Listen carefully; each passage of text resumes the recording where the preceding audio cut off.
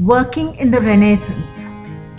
We have always strived towards accomplishing our tasks more efficiently.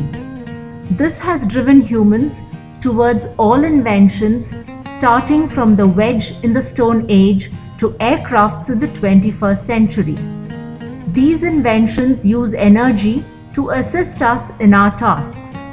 Hence, it's obvious that every discovery of new energy sources has been followed by new technological innovations. Our understanding of internal combustion engines led to the Industrial Revolution.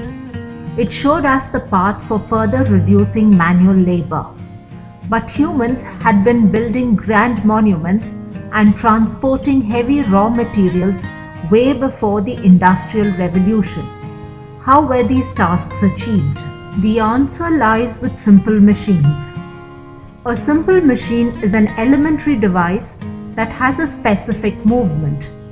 Simple machines are considered to be the building blocks of more complicated machines. The idea of a simple machine originated with the Greek philosopher Archimedes around the 3rd century BCE. He studied levers, pulleys, and screws and discovered the principle of mechanical advantage in the lever. During the Renaissance, the classic 5 simple machines began to be studied as a group. The complete theory of simple machines was worked out by the Italian scientist Galileo Galilei in 1600.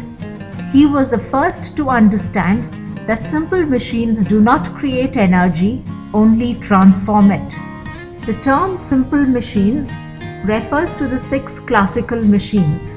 They are the lever, the wheel and axle, pulley, inclined plane, wedge, and the screw. In this event, students explore each of these simple machines, their history, and their use in our everyday life. Working in the Renaissance is a project-based event in which students are challenged to build a contraption based on what they have learnt in the course of the event. The contraption they build is a combination of several simple machines working together to perform a simple task. After building the contraption, students explain the various simple machines that they have used and the energy transformations that take place.